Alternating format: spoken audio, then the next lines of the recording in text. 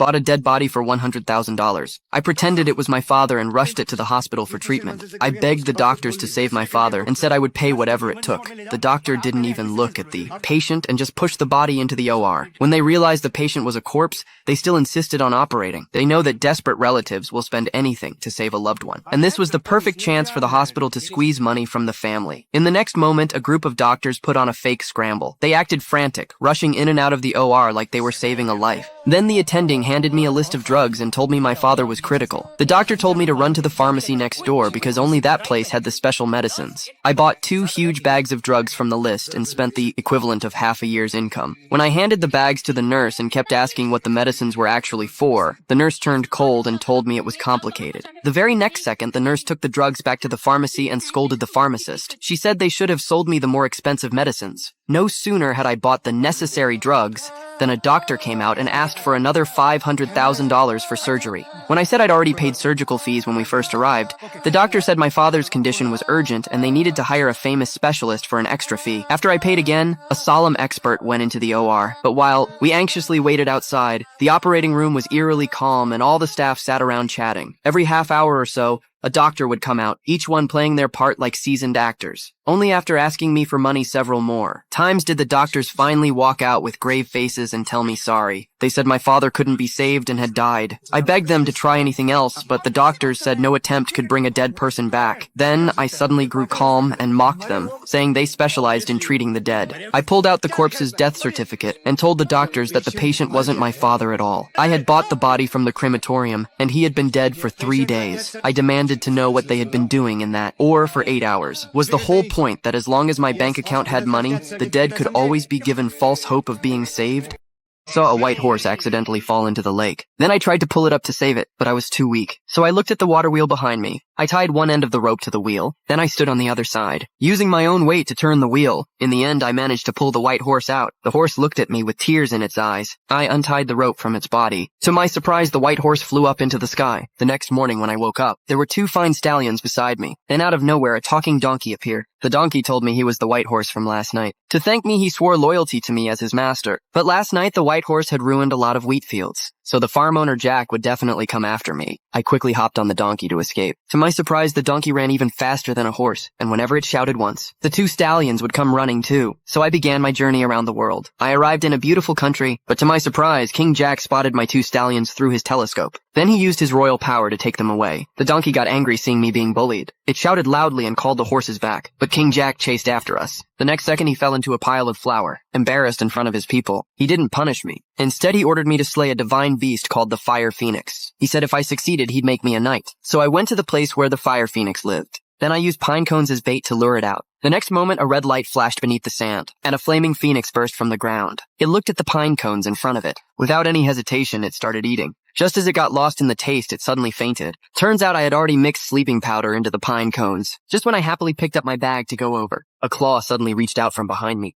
Wife asked her husband to help apply sunscreen. Later, the husband went swimming alone in the sea. However, when the wife woke up from her nap, she found that her husband was gone. At first, Mary thought her husband was playing a prank, but after waiting for several hours, there was still no sign of him. She began to panic, searching everywhere for her husband, but found nothing. Mary asked passersby if they had seen her husband, but they all said no. A sense of unease surged in Mary's heart instantly. She hurriedly got dressed, went to the beach to seek help from the staff. The staff immediately launched a search on the sea, but after a thorough search, they did not find any trace of Mary's husband. Mary had to go to the police station to report the disappearance, but the police officer did not take it seriously after hearing her, because the water current in this area was very calm. No one had ever drowned here. Moreover, her husband was a swimming coach. The possibility of drowning was very slim. He told Mary to go home and wait for further notice. Mary returned home, lying in bed unable to fall asleep. Her mind was filled with images of her husband. The next day, she drove to the place where her husband disappeared again. Looking at the endless sea, she desperately hoped her husband would appear beside her. Soon a year passed, and Mary still had not received any news of her husband. She seemed calm on the surface, but her friends knew she missed him deeply. To help Mary get out of the haze, her friend asked Vincent to take Mary home. Although Vincent was charming, Mary firmly rejected his confession. Missing her husband for a long time plunged Mary into depression. One day, she went to the hospital for a physical examination, but the doctor told her that her husband had owed a sum of medical fees before he died. Mary was stunned after hearing this. In her memory, her husband rarely got sick. She asked the doctor when this happened, and the doctor told her it was last year. Mary then realized that she had never really known her husband.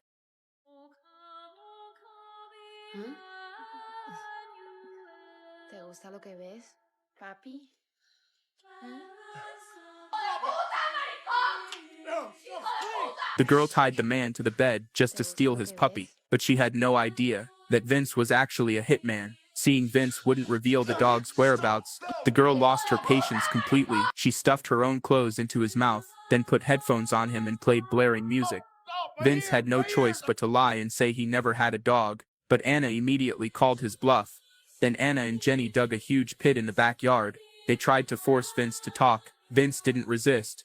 While the two were away, he planned to grab the weapon hidden inside the sculpture, but then he spotted the nearby computer. He decided to contact the police instead. Just as the police answered the call, the two girls walked back into the room. Jenny snatched the computer right out of his hands. Then she discovered Vince's secret, but Anna didn't make a move just yet. She was giving John 30 seconds to explain.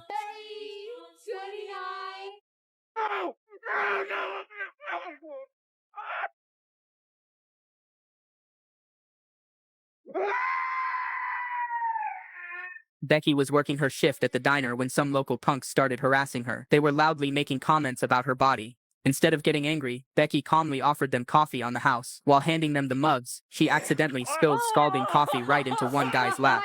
She pretended to apologize and bent down to help, but the punks still held a grudge. They waited for her after her shift ended. That night, Becky heard noises coming from downstairs. She went down to check it out.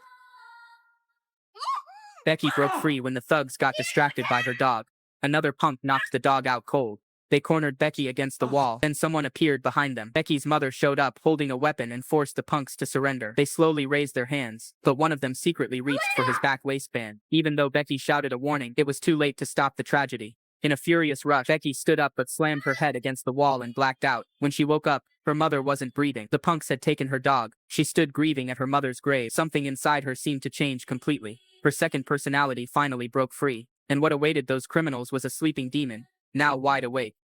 Had merely lain down for a nap when he discovered that the Frankenstein's monster he'd created from 8 corpses had miraculously come to life before his eyes. Even more eerily, this creature mimicked his every move, like a newborn infant, gazing upon his own masterpiece. He instantly broke into a joyful smile. To prevent outsiders from discovering this, Victor imprisoned the creature in the basement. Yet, to his utter astonishment, in the blink of an eye, all the stitched wounds on the creature's body had healed. Tragically, as time passed, Victor discovered the creature could only save Victor. Nothing else could be taught. Only then did Victor realize a terrifying power lay dormant within the creature. He hastily locked it back in the basement. Yet no sooner had he departed than Elizabeth heard eerie sounds from below. To investigate, she cautiously descended into the cellar and soon discovered the creature chained in darkness. Though Elizabeth was a woman, she too possessed an intense fascination with science. The creature, intrigued by this woman, began to stroke her palm repeatedly. Over the following days, Elizabeth frequently visited the monster in the basement. She discovered it wasn't terrifying at all, but rather resembled a kind-hearted child. Seeing the creature's pitiful, pleading eyes, Elizabeth felt it shouldn't be imprisoned. Yet Victor never treated the monster as human, instead barking orders at it daily like a wild beast in training. Yet, unexpectedly, during that day's training, the creature suddenly erupted with violent rage. To prevent tragedy, Victor deceived Elizabeth into leaving the castle. He then doused the entire structure with gasoline, determined to destroy everything within, including the monstrous being he had created. As flames engulfed the basement, Victor fled without hesitation, leaving the creature trapped in the cellar. Yet as Victor walked away, regret suddenly gripped him. He wanted to rush back and save the monster, but the next instant, a shockwave blew him to pieces. He assumed the creature had perished too. Little did he know he'd underestimated its power. The monster awoke to immense strength, snapping its chains in an instant and leaping into the river. The creature was eventually washed ashore by the river. This was its first time in the outside world. It felt immense curiosity toward everything around it. Watching several moose ahead eating leaves,